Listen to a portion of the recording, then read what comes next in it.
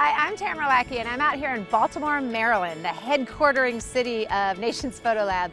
And it is so bright and shiny, but that is the point. We're shooting in harsh light, and we're showing how to shoot in harsh light. So we're gonna walk through a bunch of tips and ideas on how to manage that, shoot at any time of day, and still get beautiful results. Okay, so we are in a park under super sharp overhead lighting. There's a lot going on in terms of just sounds and movement, but we're gonna just work through it. Miss Laura, hello. If I were to start this way, which is just to face her towards the main light, which is the sun, but this is a tough exposure. Shooting in a manual mode, I'm up pretty high on my shutter speed because it's so bright out. So I am setting my exposure where I have a really fast shutter speed, about 1/1600th or so, 1/2000th based on how bright and sharp that light is, because when you're outside, the light fluctuates. But my subject looks like she's kind of in pain. Even if she's not squinting, she's working really hard not to squint. And separate from that, the way the light is hitting her face, it's just not that flattering. And she's gorgeous. So that doesn't make much sense to have the light hit her in such a difficult way. So I'm going to immediately say, hey, will you put your back to the light?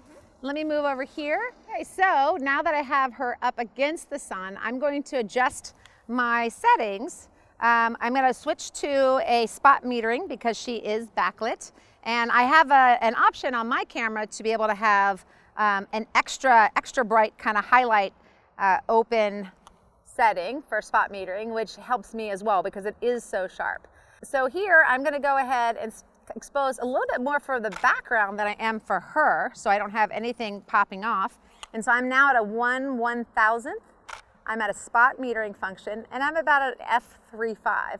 And what you see is the background looks great. She looks pretty darn dark in front. She's not exactly a silhouette, but it is not working very well from a portrait perspective. So I'm going to do a couple things. One, let's go ahead and set you up where you're sitting on the ground. And can I have my assistant bring over a reflector? So I'm setting her up in a right pose, and now what I need to do is have some fill light because she is so dark up against this backdrop. If you kind of think about the most flattering way to light her, it's not going to be super underneath, it's not going to be super overhead, it's going to be kind of right here. And then I am now keeping my exposure similar than I had before. I'm just lighting her in a way that allows me to show off her gorgeousness. Beautiful, so cute. All right, great, that's looking beautiful. A couple things I want to do a little bit more in a more striking way is really drop that depth of field. I was shooting an f3.5, f3.2, but I'm going to go down to like an f2.2, which is also fun to say. I'm going to have to compensate by making sure I have a faster shutter speed to be able to balance the exposure, because every time I make my depth of field shallower, my exposure gets brighter. So I'm able to manage that by having a faster shutter speed, which calms the light coming in. I love this. This looks so good. So we're going to add one more thing that I would like to add to make the shot just look better, more professional, more flattering for my subject. I can get away with just the reflector as a fill light in front, but whenever I can, I want to really increase that look, and we're going to add a diffuser to do that. So Jeremy, if you don't mind coming in. You can use a diffuser in a lot of different ways, but in this situation where she's sitting down, I would like to elongate the shadow in front of her, have you move closer in, and have the back part of the reflector just manage the clips of highlights across the back and the back of her hair.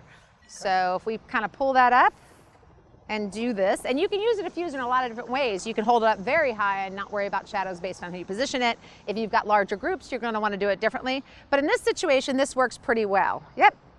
So what we're doing is managing the highlights on the back of her hair, and we're better controlling the overall exposure here. So you're going to end up with a richer shot.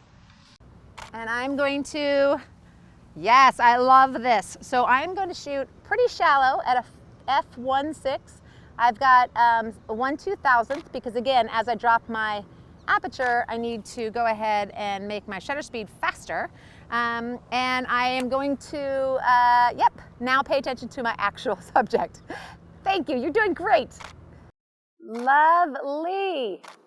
And And then I'm going to also go ahead and I'm shooting most of this as a single shot exposure, but I like to shift it around a little bit based on if she's moving back and forth, because I'm shooting at such a shallow depth of field, this allows my camera to catch her. Okay, good, you're holding this. I'm gonna get 2 more shots. Ready? Lovely. Beautiful. And I'm gonna try a little bit of a different angle. And we're done. So when I've got a shot like this, which I just was able to take a photograph of because of the use of the reflector and the diffuser in the image, I love a lot about it. I like the brightness on her eyes. We've controlled the shadows. We don't have crazy, look at that, we don't have crazy break in the highlights behind her, which we would normally have on a shot that is not using a diffuser in the background. And then if I'm looking at the info on a shot like this, I am shooting pretty fast shutter speed because 1, it's super bright outside, and number 2, I have a really shallow depth of field. If I'm at an f1.6, that means that I'm letting a ton of light in my camera, so I need to compensate somehow, and I'm at 1/5000th to do that. The ISO is 200, which is kind of a sweet spot in terms of bright light for Nikon. I am also shooting at evaluative metering or matrix metering based on which camera model you use.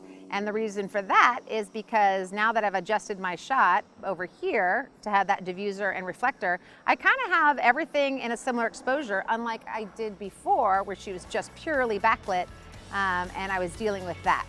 So I was able to change my setting accordingly.